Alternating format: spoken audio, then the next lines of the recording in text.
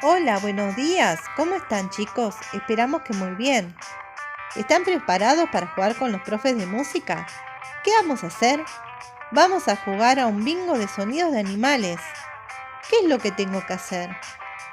Voy a elegir 6 animalitos de los que van a ver después y los voy a dibujar en una hoja. Nos vamos a reunir por Zoom o videollamada. Después te avisamos. Cuando pasemos esos sonidos, si vos lo tenés en tu hoja, los vas a ir tachando. Si sos el primero, vas a gritar ¡bingo! Y vas a ser el ganador.